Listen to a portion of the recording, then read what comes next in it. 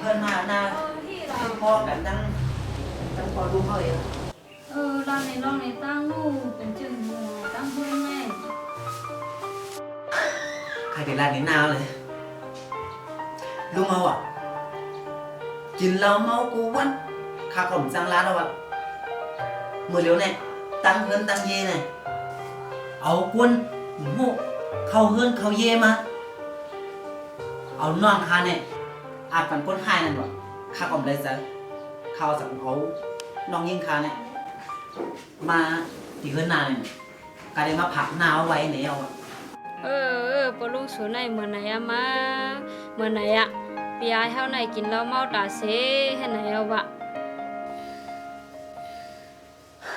ดิซึ่งนั้นนะ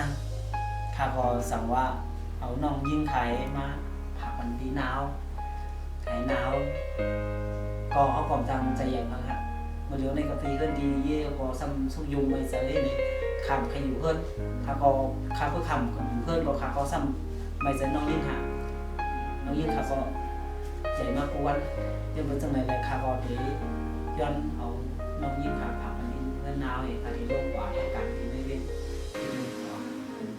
เขามันกัดเจียนมากเลยครับขึ้นมาห้องน้องยิงค่ะมือขึ้นอย่างเนาะไม่ใจทั้งหน้าก็หักหนึ่งลุกถึงร้านเตะคุณร้านก็นั่นแหละขาดยิงจุ้งแต่น้องยิงตัวนั้นก็น้องอยู่เองก็หนาวเนาะอยากที่ลงเหตุการณ์ในเวียนนี้คือมันเข้มแบบบ่เนี่ยทีก็ทีเย่ก็กัดเจียนนอนเนี่ยอยากขึ้นมาหาน้องนะขึ้นดีขึ้นเนาะมือหมดอยู่ในลุงเขาก็ซ้ำเป็นขี่เราขี่เมาอีกเองก็คนซื้อนั่นนี่พี่ยายเลยเจออีก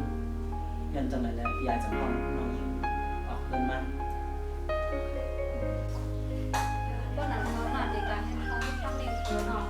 คือตอนนี้ลืมใจเลยเอาพวกที่เขาเอาไว้ตั้งไว้เพื่อนเห็นเนาะออกนั้นอ่ะมายิงจงนั้นอ่ะมาเอาใจเป็นนั้นอ่ะ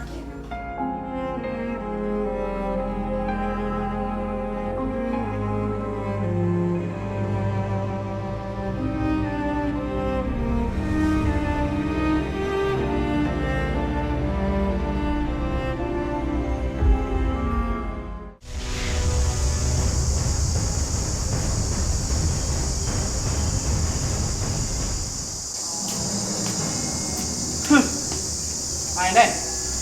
ไม่มาหาว่าก็เบิกอยู่กับพันใจไหมวันหนึ่งไม่ได้คู่รองก็อยู่ไอ้เจ้าไหนมาไหนลูกอ๋อค่ะอยากมีนาการลองสั่งให้ข้าวเขาเฮ็ดค่ะมีเพราะไอ้นั่นลงลอยมาสูงด้วยแล้วเก็บ10-80ลูกไอ้นั่นผมแขวนน้ำมาแล้วอ๋อค่ะจำใจข้าพี่อยากข้าวเขาที่ขับขึ้นปันให้แคมแบบอีกไว้ค่ะเลี้ยวซ้ายอ๋อค่ะพอไม่หาไอ้นั่นลงลอยมาไม่ว่าปั่นเข่าเสร็จลูกอ๋อค่ะตั้งใจค่ะก่อนแล้ว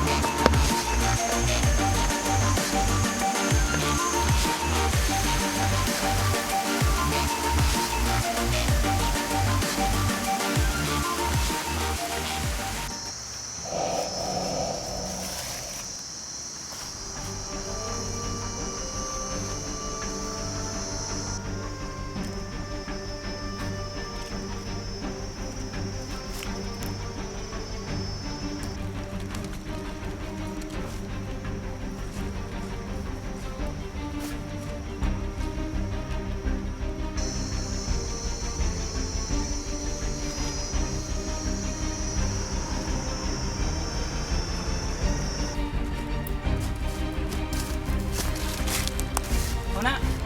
เอ้าว่าเฮ้อ หัวหน้าฮะไปหนองม่วงออกวันต้องไหลมากฮะ ฮะวันนั้นฮะ เอาฮะ เลี้ยงวันนั้นวันนั้นกับป้าต้าวันนั้นมา ค